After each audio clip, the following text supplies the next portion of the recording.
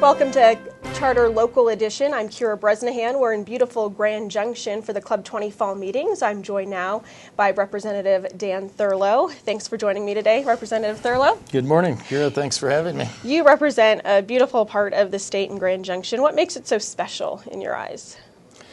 Oh, gee, Keira, you know, there's so many things over here. Sometimes we don't talk about them enough. Sometimes we dwell on the things that are not quite like Denver, but I think the quality of life over here is just superior.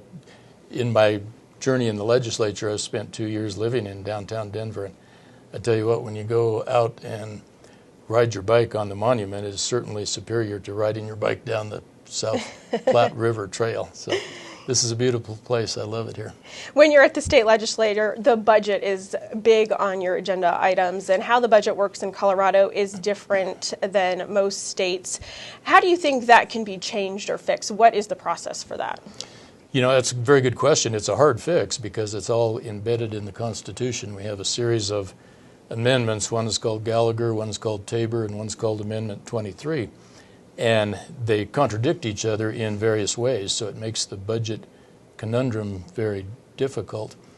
My view of a fix, and this might be hard to accomplish, but I don't think we should shy away from things that are hard to accomplish.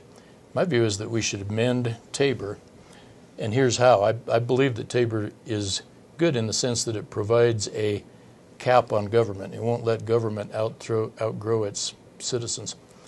But I think we made the wrong cap. We made the cap inflation. And inflation really has not much to do with what we do here in Colorado. Inflation's controlled by outside sources. So what I've proposed several times and might like to pursue is it would take a constitutional amendment to change the measurement of Tabor from inflation to personal income in Colorado. It's a very easily measurable goal. And what that would do is, instead of, like right now, we're in a situation where Colorado's growing at 6 or 7% a year. Inflation's only 1.5 or 2%. So we put this unnatural cap on our budget.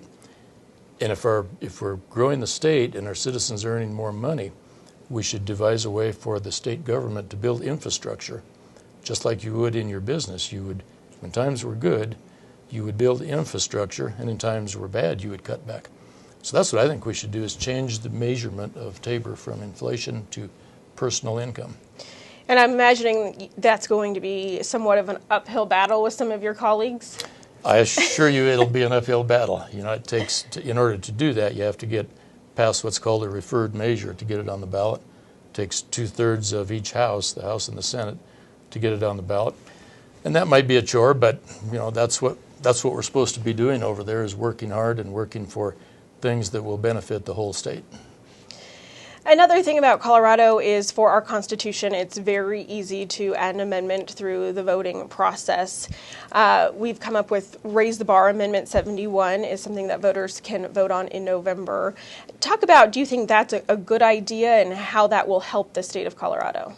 I think it's a good idea. That's one of our weaknesses, as you pointed out. We have way too many constitutional amendments that once they're in there, they're very hard to change.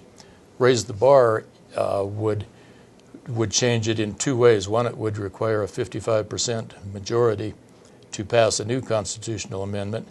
And then secondly, the petition process would change in that it would require petitions to be signed all over the state. Right now, you can go to the Walmart in downtown Denver and collect all the names from a very limited geographic area.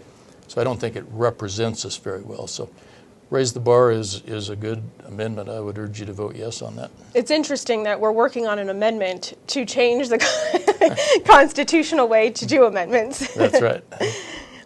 And one thing that's going to be a problem, if I try to change Tabor, it'll take 55% rather than 50. That may not be a good thing. That's right. It will impact, if Raise the Bar goes through, it will impact other legislative items down the road. I believe there's a paragraph that says retroactively you can repeal things based on how they were voted on in the first place. So that might be good. All right. Well, thanks so much for joining me today, Representative THURLOW. Thank you very much. I've enjoyed it.